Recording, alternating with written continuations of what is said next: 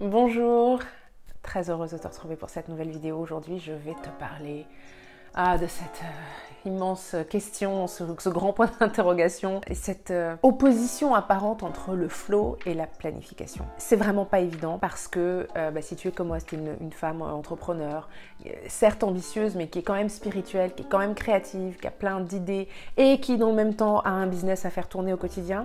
C'est pas facile d'arriver à rester suffisamment dans le flow et connecté à son intuition tout en arrivant à mettre en place des stratégies, des choses très concrètes pour continuer d'avancer vers ses objectifs. Et pourtant, c'est crucial d'arriver à allier les deux parce que ce sont les deux qui vont nous nourrir et qui vont nourrir notre business. Et je sais que c'est une difficulté que rencontrent pas mal de personnes de ma communauté parce que oui, le mode par défaut, c'est d'être dans le flow, mais on se rend vite compte que ça ne fonctionne pas comme ça, que ça ne peut pas fonctionner comme ça. Surtout pas au début parce qu'on a besoin d'avoir des stratégies en place, mais pas non plus plus loin sur le chemin parce que pour que ça tourne, il faut qu'il y ait des process en place. Donc, on est perpétuellement en train de surfer entre les fameuses énergies féminines et masculines. Et moi, ce que je voulais te partager aujourd'hui, c'est l'importance vraiment de chercher à rétablir autant que possible l'équilibre entre les deux. Et je sais que dans mon audience, dans ma communauté, il y a énormément de personnes qui ont tendance à être peut-être un peu trop dans le flow et qui luttent beaucoup avec tout ce qui va être stratégie, planification, etc.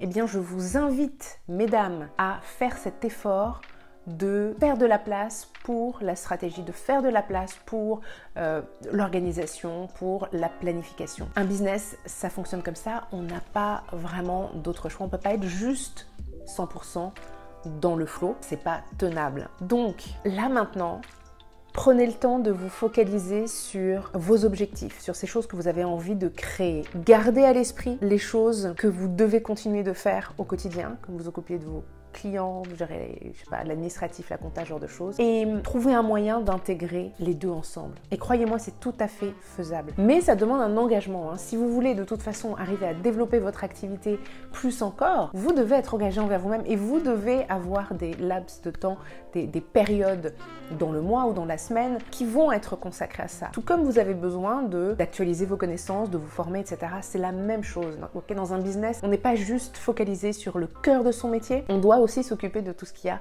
autour, c'est très très important et donc c'est important d'avoir du temps pour ça. Sinon, bien la croissance est limitée, forcément. Donc, je vous invite à faire ce travail, juste simplement faire une liste en fait de toutes les choses que vous devez faire au quotidien pour que le business continue juste comme il est et toutes les choses que vous aimeriez développer, toutes les choses que vous pourriez développer pour emmener votre activité plus loin et ensuite voir comment ça peut s'articuler. Et si vous avez envie d'aller un petit peu plus loin dans la planification, planifier vraiment à long terme parce que c'est ça qui va vous donner véritablement une direction, c'est ça qui va vous permettre aussi d'implémenter très très concrètement toutes ces actions à mettre en œuvre, les actions du quotidien et les actions à plus long terme. Je vous invite à nous rejoindre ce mois-ci dans le cercle Élément. Le cercle Élément, c'est mon cercle de femmes entrepreneurs, ambitieuses et spirituelles en ligne dans lequel, ensemble, on travaille sur tout ce qui tourne autour du business. Parce qu'il y a le business, le cœur du business, c'est bien,